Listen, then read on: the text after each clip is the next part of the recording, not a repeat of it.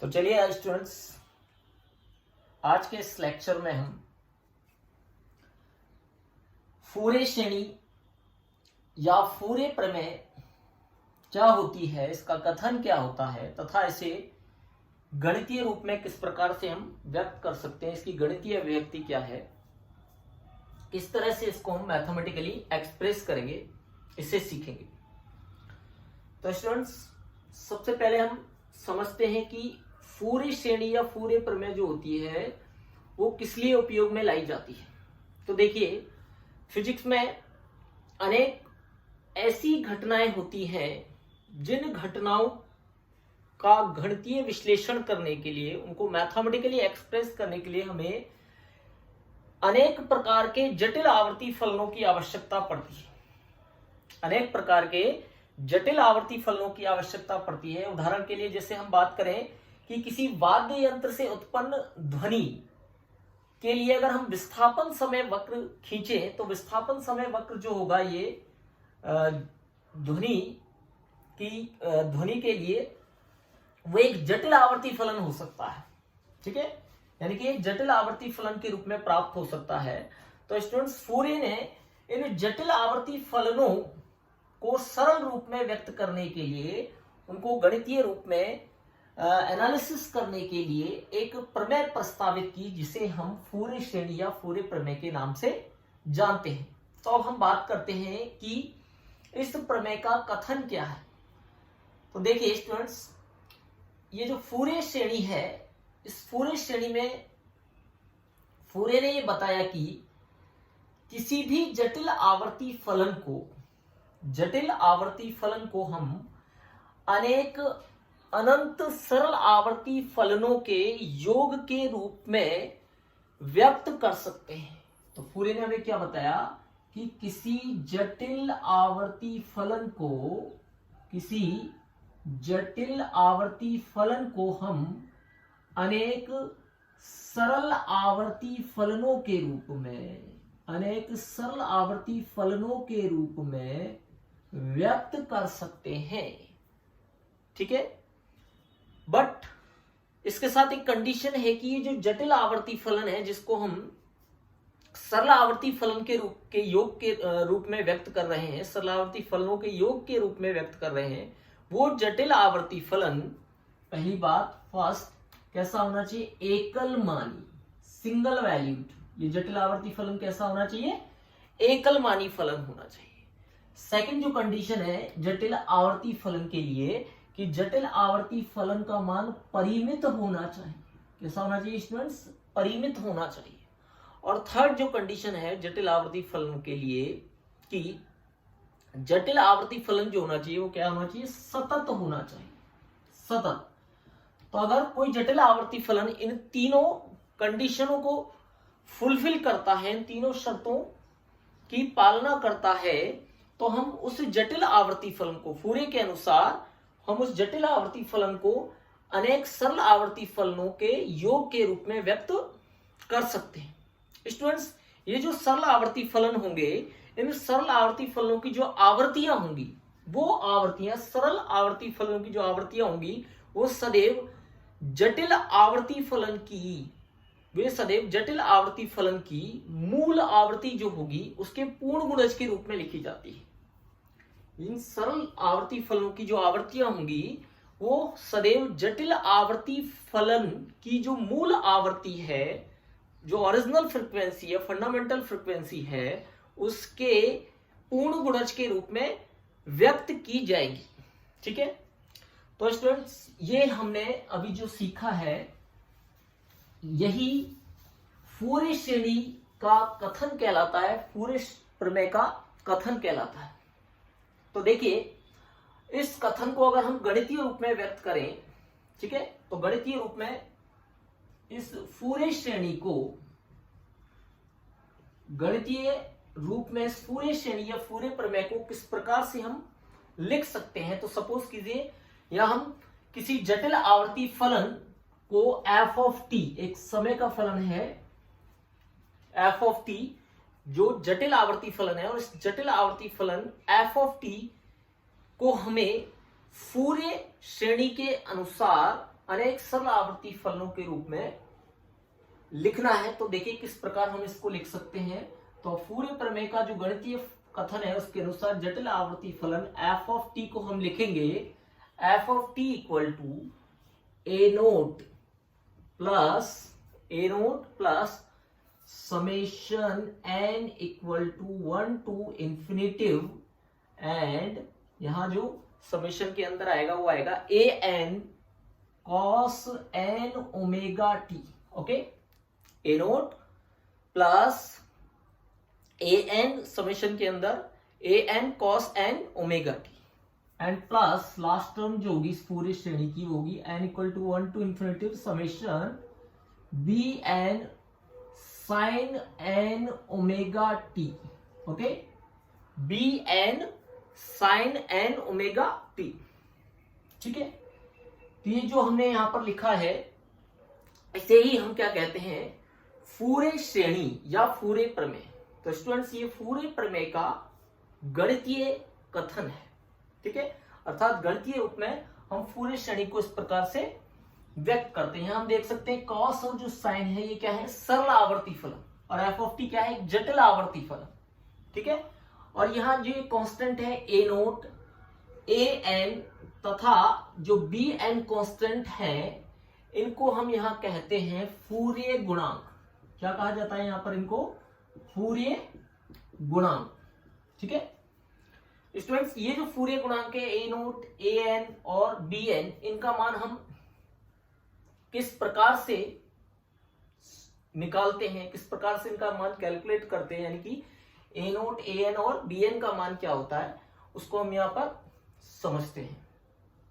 तो फूरियर गुणांकों का मान, फूरियर गुणांकों का मान, तो फूरियर श्रेणी को समझने के बाद हम फूरियर श्रेणी में उपस्थित फूरियर गुणांकों के मानों का निर्धारण किस प्रकार से किया जाता है उसको समझ रहे हैं।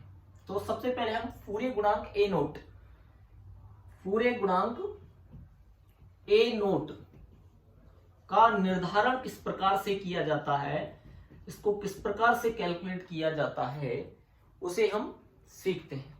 तो ये जो फूरियर श्रेणी है इसको सपोज हमने इक्वेशन फर्स्ट कहा, इक्वेशन नंबर 1 कहा, तो देखिए अगर हमें फूरियर गुणांक ए नोट का मान ज्ञात करना है तो ए नोट का मान ज्ञात करने के लिए हम क्या करते हैं, ये जो समीकरण 1 है हमारी, इस समीकरण 1 का t के सापेक्ष, समय t के सापेक्ष हम समाकलन करते हैं। और समाकलन करने के लिए समाकलन पर जो लिमिट लगाएंगे वो लिमिट लगाएंगे हम एक संपूर्ण आवर्तकाल के लिए, यानी कि 0 से कैपिटल T के बीच हम क्या करेंगे, इस समीकरण 1 का समाकलन करेंगे। तो उससे हमें फूरियर गुणांक ए नोट का मान प्राप्त होगा। तो देखिए ए नोट का निर्धारण करने के लिए हम क्या कर रहे हैं, समीकरण 1 का समय t के सापेक्ष एक आवर्तकाल, यानी कि रेंज क्या होगी 0 से t के बीच समाकलन करने पर। ओके, तो देखिए एलएचएस में क्या हो जाएगा स्टूडेंट्स, इंटीग्रेशन 0 से t F of t dt, समय के सापेक्ष समाकलन सॉरी, और यहां आरएचएस में इंटीग्रेशन 0 से t A naught dt, A naught dt। Okay, plus second term होगी समेशन एन इक्वल टू 1 से infinity, summation N equal to 1 से infinity and A N cos N omega T. ठीक है, इसका क्या करेंगे हम इंटीग्रेशन, तो इंटीग्रेशन ऑफ 0 से t a N cos N omega T D t and last term होगी समेशन एन इक्वल टू 1 से इंफिनिटी इंटीग्रेशन ऑफ 0 से t b N sine N omega T D t. Okay, अब देखते हैं हम यहां पर इजीली इन तीनों टर्म्स को कैसे सॉल्व करें। तो देखिए ए नोट डी टी, ए नोट कॉन्स्टेंट है, इसको बाहर निकाल लेंगे और डी टी का जो समाकलन होगा वो क्या होगा, सिंपली टी, और टी पर जब लिमिट रखी जाएगी तो वैल्यू क्या मिलेगी हमें, कैपिटल टी माइनस जीरो। तो यहां पर कैपिटल टी माइनस जीरो, ठीक है, capital T minus zero plus यहां देखते हैं एन इक्वल टू 1 से इंफिनिटी समेशन, और उसको जब हमें इंटीग्रेट करना है तो ए एन तो क्या होगा स्टूडेंट्स, कांस्टेंट, यहां कॉस को इंटीग्रेट किया जाएगा, और कॉस को जब हम इंटीग्रेट करेंगे तो इसका इंटीग्रेशन करने के बाद जो हमें वैल्यू मिलेगा वो मिलेगा साइन एन ओमेगा टी, क्या मिलेगा, sine N omega t upon ये जो एन ओमेगा है वो डिवाइड हो जाएगा। ओके, और लिमिट है हमारे पास वही 0 से कैपिटल टी, क्लियर।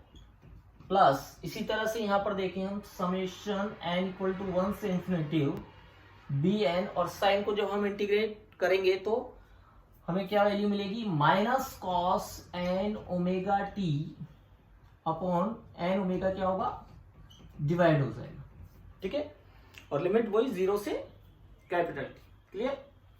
अब देखिए स्टूडेंट्स, यहां हमें 0 से t f of T D T इसकी वैल्यू जो मिल रही है वो फर्स्ट टर्म में तो क्या मिलेगी, कैपिटल टी प्लस यहां देखें हम ये जो लिखा हुआ है, जो हम इसमें लिमिट रखेंगे कैपिटल टी और 0 को, तो upper limit minus lower limit, और यहां पर ओमेगा इक्वल टू जब हम 2 पाई अपॉन कैपिटल टी इसका यूज करें तो देखिए कैलकुलेशन से हमें क्या मिलना चाहिए कि समेशन एन इक्वल टू 1 से infinitive, clear, summation N equal to 1 से infinitive and A N, clear, और यहां A N multiply 1 upon N omega, और यहां लिमिट रखते हैं हम तो साइन एन ओमेगा टी, तो साइन एन ओमेगा की जगह मैं लिख रहा हूं 2 pi upon T capital T, और यह स्मॉल टी की जगह रखेंगे capital T minus sine 2 pi upon capital T multiply by 0। Okay, तो देखिए यहाँ टी से ये टी कैंसिल होगा और साइन 2 पाई मिलेगा यहाँ फर्स्ट, और यहाँ क्या मिलेगा 2 पाई अपॉन कैपिटल टी को 0 से मल्टीप्लाई करेंगे तो 0, तो साइन 2 पाई की वैल्यू भी क्या मिलेगी हमको 0, और इधर यहाँ साइन 0 की वैल्यू भी क्या होती है स्टूडेंट्स 0, तो ये पूरा टर्म क्या हो जाएगा हमारा 0।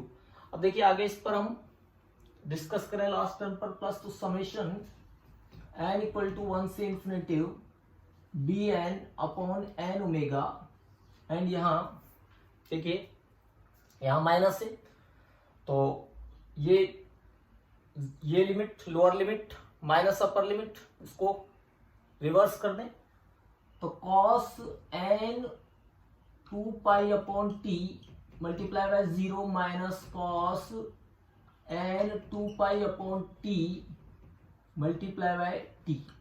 ये जो माइनस साइन था इसको हमने यहां पर किस तरह से हटाया कि यहां लिमिट को क्या कर दिया हमने reverse, lower limit minus upper limit, ठीक है। तो यहां देखिए कॉस ये तो हो जाएगा 0 और ये टी से टी कैंसिल, कॉस 2 पाई की वैल्यू क्या मिलेगी हमको, कॉस 2 पाई की वैल्यू भी मिलेगी हमको क्या +1, और कॉस 0 की वैल्यू भी क्या होती है स्टूडेंट्स +1। कॉस 0 और कॉस 2 पाई जो है दोनों की वैल्यू क्या होती है हमारे पास +1, यहां भी +1 यहां भी +1, तो यहाँ 1 माइनस 1 क्या हो जाएगा 0, तो ये वाली term second and third term क्या हो जाएगी 0, क्लियर। तो आगे की जो कैलकुलेशन है उसको हम देखें तो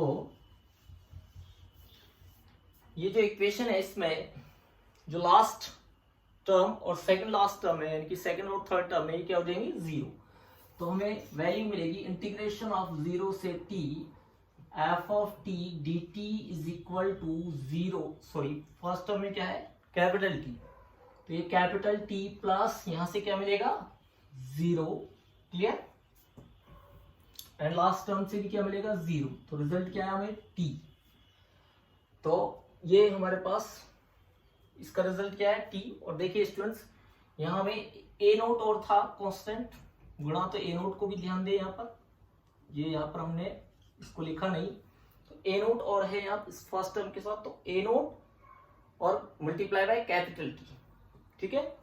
तो ये फर्स्ट टर्म में ए नोट और है, तो यहां हमें मिलेगा A naught multiply by capital T, और पूरे गुणांक ए नोट का मान, पूरे गुणांक ए नोट की जो वैल्यू होगी वो इस टी को क्या कर दें हम इधर ले जाए, या टी से दोनों तरफ डिवाइड करें तो पूरे गुणांक ए नोट की वैल्यू क्या आ जाएगी, 1 अपॉन कैपिटल टी इंटीग्रेशन 0 से t f of T D t. Okay, पूरे गुणांक ए नोट की वैल्यू क्या मिलेगी हमको, 1 अपॉन टी इंटीग्रेशन 0 से t f of T D T. तो इस तरह से हम पूरे गुणांक ए नोट की वैल्यू को कैलकुलेट करते हैं। इस समीकरण की सहायता से हम पूरे गुणांक ए नोट का निर्धारण करते हैं, ठीक है स्टूडेंट्स। इसी तरह से हम जो दो पूरे गुणांक हैं हमारे पास, एक ए एन तथा बी एन, उनके लिए भी एक गणितीय समीकरण प्राप्त करते हैं। उनके लिए वो समीकरण हम प्राप्त करते हैं जिसकी सहायता से हम पूरे गुणांक ए एन तथा बी एन का निर्धारण करेंगे। तो अब हम बात कर रहे हैं सेकंड पॉइंट, गुणांक ए एन का निर्धारण, पूरे गुणांक ए एन का निर्धारण, ठीक है स्टूडेंट्स। तो देखिए पूरे गुणांक ए एन को जब हम सॉल्व करेंगे तो उसे सॉल्व करने के लिए हमें क्या करना है, जो हमने अभी पूरे श्रेणी पढ़ी है, ठीक है, जो अभी समीकरण 1 में हमने लिखी थी पूरे श्रेणी, उस पूरे श्रेणी में क्या करेंगे हम, ए एन की वैल्यू हमें ज्ञात करनी है। तो ए एन का मान ज्ञात करने के लिए इस पूरे श्रेणी को यानी कि समीकरण 1 को cos N omega t, cos N omega t से गुणा करके 0 से कैपिटल टी यानी कि एक पूर्ण आवर्त काल के लिए पुनः समाकलन करते हैं, ठीक है। ऐसा करने से हम पूरे गुणांक ए एन की वैल्यू को कैलकुलेट कर सकते हैं। तो क्या करना है हमें स्टूडेंट, समीकरण 1 को जो हमने पूरे श्रेणी में भी लिखी थी, जिसे हमने पूरे श्रेणी कहा था, समीकरण 1 को कॉस एन ओमेगा टी से गुणा करके 0 से टी के बीच समाकलन, 0 से टी के बीच क्या करेंगे स्टूडेंट्स, इंटीग्रेट कर देंगे, उसको समाकलन करेंगे, ठीक है। तो देखिए एलएचएस में तो क्या हो जाएगा, इंटीग्रेशन ऑफ 0 से t f of t cos N omega T D t. Okay, पूरी श्रेणी जो थी उस पर ध्यान दीजिए समीकरण 1 पर। तो एलएचएस में तो क्या हो जाएगा, integration f of t cos N omega T D t और लिमिट 0 से टी। और जो आरएचएस पार्ट होगा हमारा, आरएचएस में क्या होगा, फर्स्ट क्या लिखा हुआ था, ए नोट, तो ए नोट को किससे गुणा करना है हमको, कॉस एन ओमेगा टी, तो A naught cos N omega T, clear. और इसको इंटीग्रेट करेंगे 0 से टी लिमिट के बीच। इसी तरह से सेकंड टर्म जो थी हमारी वो क्या थी, समेशन एन इक्वल टू 1 से इंफिनिटिव, एन इक्वल टू 1 से इंफिनिटिव। ओके, और क्या लिखा हुआ था इस समेशन के अंदर, A N cos N omega T, A N cos N omega T. तो हमें किससे गुणा करना है पूरी समीकरण को, कॉस एन ओमेगा टी।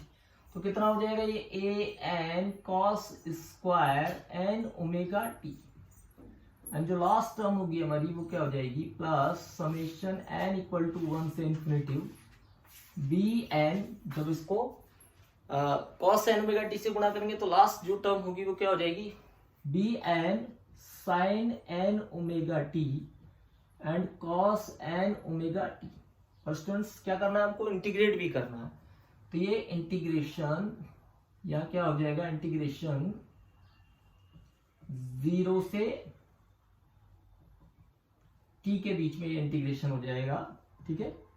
इसी तरह से यहां भी लिख सकते हैं हम इंटीग्रेशन 0 से t। ओके, लिमिट 0 से कैपिटल टी के बीच में इसको हम क्या करेंगे, इंटीग्रेट करेंगे। क्लियर? तो देखिए आगे हमें इसको किस तरह से सॉल्व करना है। तो इंटीग्रेशन 0 से t f of t cos n omega t dt LHS as it is equal to, यहां देखिए a note cos n omega t, तो a नोट तो बाहर आ जाएगा और cos n ओमेगा t का सिंपल डिफरेंशिएशन करना है हमको, ठीक है ना।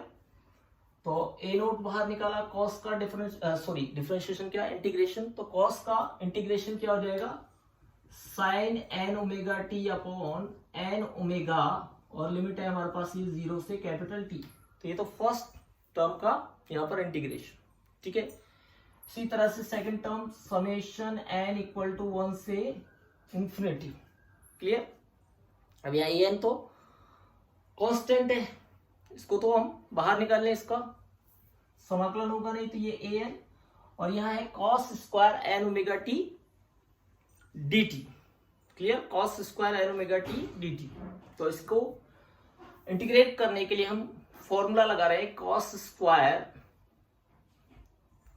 ठीक है, cos 2 थीटा का फॉर्मूला लगा रहे हैं, cos 2 theta equal to 1 plus cos square theta upon 2, 1 plus जो cos स्क्वायर थीटा के लिए यहां पर हम फॉर्मूला लगाएंगे। तो cos 2 थीटा इक्वल टू, हमने क्या पढ़ा है students, cos square theta minus sine square theta. Clear? एक पढ़ा है हमने 1 माइनस 2 साइन स्क्वायर थीटा, एक पढ़ा है हमने 2 cos स्क्वायर थीटा माइनस 1। जो cos 2 थीटा का फॉर्मूला पढ़ा है, एक तो cos square theta minus sine square theta, okay, एक पढ़ा है हमने 1 minus 2 sine square theta. Clear? और एक हमने पढ़ा है 2 cos स्क्वायर थीटा माइनस 1। तो ये जो लास्ट थर्ड फॉर्मूला है, थर्ड एक्सप्रेशन है, इसकी हेल्प से अगर हम cos स्क्वायर थीटा की वैल्यू निकालें तो क्या हो जाएगी, 1 plus cos 2 theta upon 2, 1 plus cos 2 theta upon 2, ये वैल्यू हम पुट करेंगे। इसी तरह से यहाँ देखें लास्ट जो है sin ओमेगा टी और cos ओमेगा टी जो लिख रहा है यहाँ, sin n omega T cos n omega T. इसके लिए यहाँ पर हम ट्रिग्नोमेट्रिक फॉर्मूला लेंगे, sin 2 थीटा इक्वल टू क्या होता है, 2 sin theta cos theta. Okay, तो यहाँ 2 से अगर अंश और हर को, न्यूमरेटर एंड डिनोमिनेटर को अगर हम मल्टीप्लाई करें, ठीक है, 2 से ऊपर नीचे इसको गुणा करें, और उसके बाद हम देखेंगे कि 2 sin थीटा cos थीटा, यानी कि 2 sin n omega T cos n omega T, तो क्या बन जाएगा sin 2 n ओमेगा टी।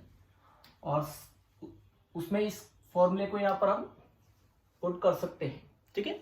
तो इन दोनों फॉर्मूलों का यूज करते हुए हम इनको सॉल्व करेंगे इंटीग्रेशन को। तो क्या लिखना है यहाँ पर students, cos square n omega T की जगह 1 plus cos 2 theta upon 2। Okay, तो देखिए यह होगा इंटीग्रेशन में 0 से t इंटीग्रेट, और 1 plus cos 2n omega t upon 2, 1 plus cos 2n omega t upon 2। Clear? इसको हम इंटीग्रेट करेंगे, प्लस जो लास्ट टर्म होगी हमारी होगी समेशन n इक्वल टू 1 से infinity constant bn as it is, and integration 0 t से t, यहाँ 2 से ऊपर नीचे गुणा करके sin 2 थीटा का जो फॉर्मूला लगाएंगे, ठीक है। तो यहाँ क्या हो जाएगा, ये 1/2, और sin 2 थीटा का फॉर्मूला बन जाएगा 2 sin n omega T cos n omega T. तो 2 यहाँ होगा sin 2n omega T dt। Clear?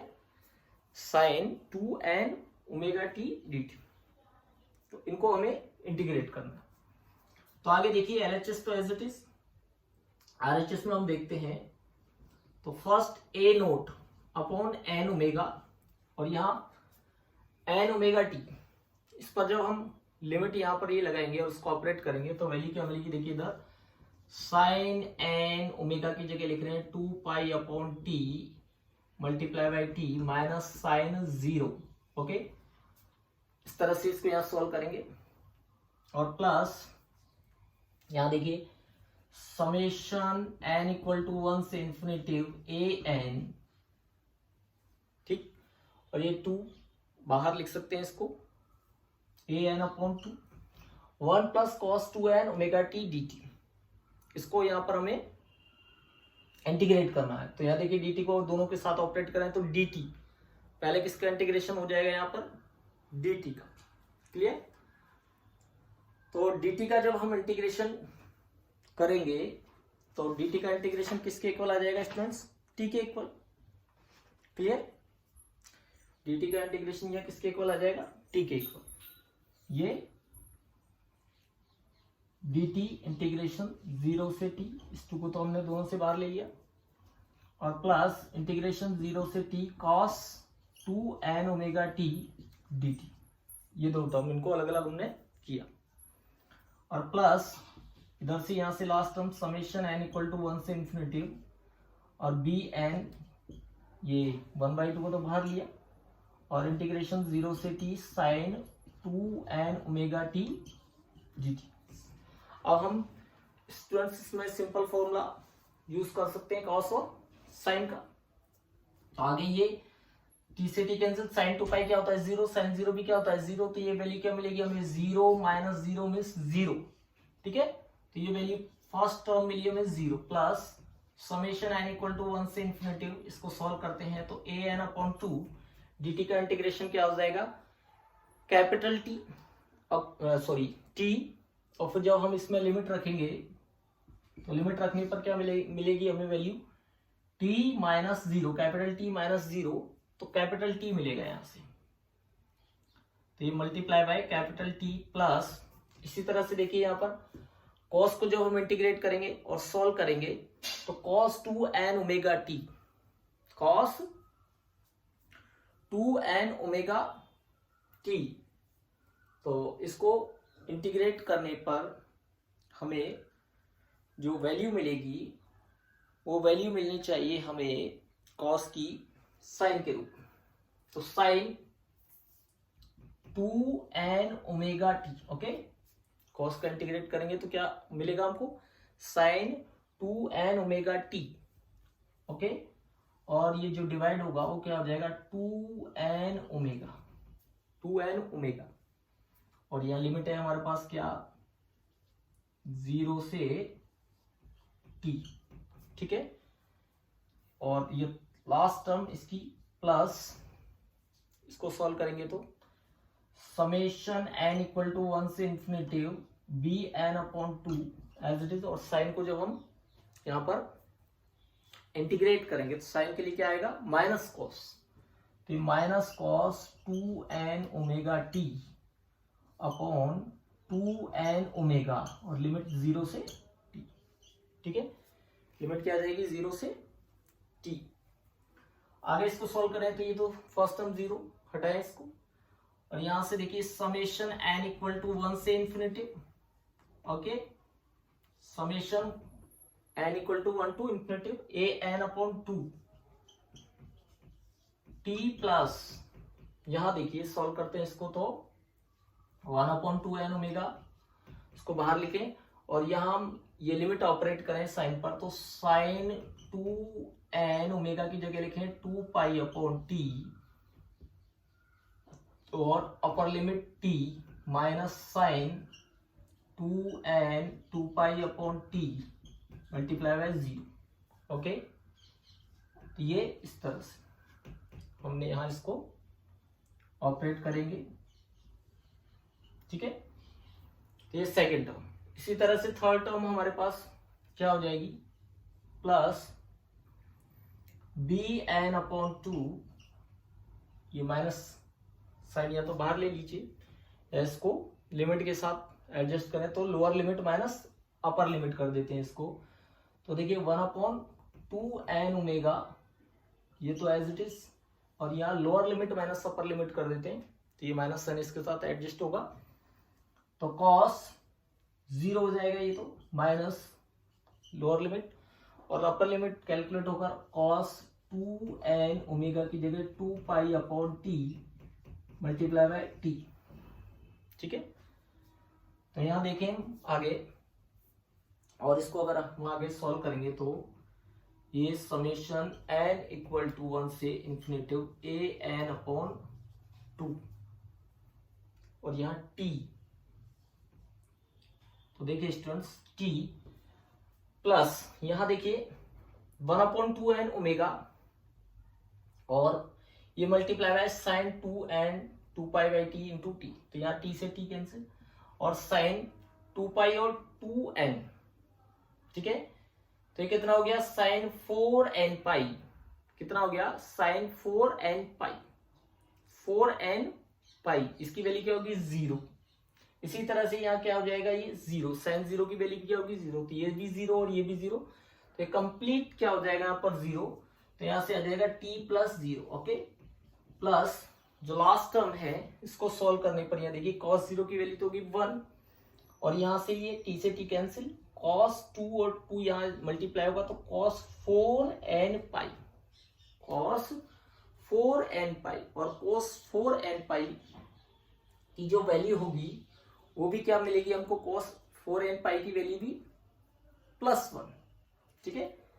तो ये 1 +1 यहां से भी cos 0 की वैल्यू और यहां से भी कितनी +1, तो 1 - 1 कितना हो गया 0।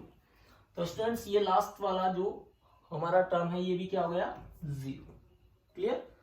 तो हमारे पास फाइनल जो टर्म बची वो यहां पर हमें मिला लास्ट में, देखिए कि LHS में तो था 0 से t f of t, clear, cos n omega t dt equal to RHS में हमें मिला, यहां देखें ये समेशन n इक्वल टू 1 से इंफिनिटी a n अपॉन 2 और multiply by t, summation a n upon 2 multiply by t, बाकी दोनों जो टर्म थी वो क्या हो गई 0, बाकी दोनों टर्म्स क्या हो गई हमारे पास स्टूडेंट्स 0, क्लियर। तो यहां देख सकते हैं हम an अपॉन 2 ये जो समेशन में हमें मिला है, तो यहां हम लिख सकते हैं इसको an मल्टीप्लाई बाय t/2, ठीक है।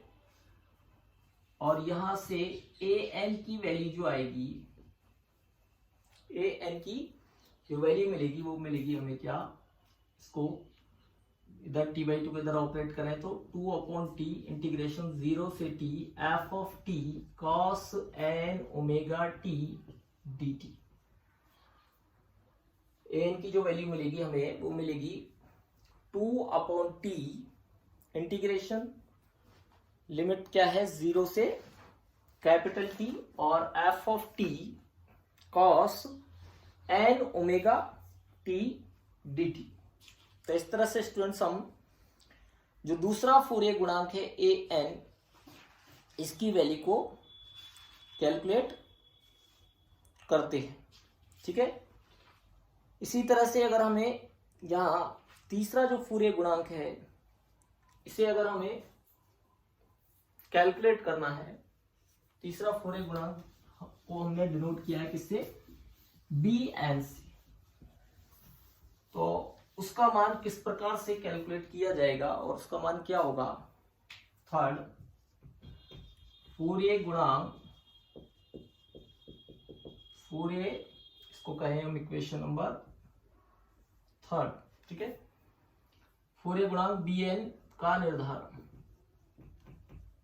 तो देखिए फूरियर गुणांक bn का जो निर्धारण होगा उसकी यहां पर हम गणना नहीं कर रहे हैं, लेकिन गणना करने के बाद जो मान आएगा वो क्या आएगा उसको यहां पर हम डिस्कस कर रहे हैं। तो देखिए जैसे हमने फूरियर गुणांक an की वैल्यू को कैलकुलेट किया है, उस an की वैल्यू को कैलकुलेट करने के लिए हमने क्या किया कि हमने फूरियर श्रेणी को समीकरण 1 को cos n ओमेगा t से मल्टीप्लाई करके 0 से कैपिटल T के बीच समाकलन किया। इसी प्रकार अगर हमें फूरियर गुणांक bn की वैल्यू को कैलकुलेट करना है तो हम क्या करेंगे, समीकरण 1 जो है फूरियर श्रेणी है उसको हम cos की जगह अब sin n ओमेगा t से मल्टीप्लाई करके जिस प्रकार से हमने an के लिए गणना की है सेम उसी तरह से गणना करके हम जब उसको सॉल्व करेंगे तो हमारे पास वैल्यू आएगी इस पूरे गुणांक बी एन की, बी एन इक्वल टू आएगा 2/t इंटीग्रेशन 0 से t एफ ऑफ टी, किससे गुणा करना है, साइन एन ओमेगा टी से, sine N omega T D t. ठीक है, तो इस तरह से ये जो तीनों इंटीग्रेशन है, जो ए नोट, ए एन तथा बी एन को रिप्रेजेंट कर रहे हैं, ए नोट, ए एन और बी एन, ये तीनों जो समीकरण हैं जिन्हें हमने समीकरण 2, 3 तथा 4 से व्यक्त किया है, इनकी सहायता से हम पूरे श्रेणी के गुणांकों का निर्धारण करते हैं। ठीक है, तो हमें ध्यान रखना है कि एक तो पूरे श्रेणी क्या होती है, उसका गणितीय कथन क्या है, और इस पूरे श्रेणी के गणितीय कथन में जो पूरे गुणांक हैं, उन पूरे गुणांकों का मान किस प्रकार से कैलकुलेट किया जाता है। ठीक है, तो ये जो पूरे श्रेणी और पूरे गुणांक है, इनका यूज हम आगे के लेक्चर्स में सीखेंगे। Thank you.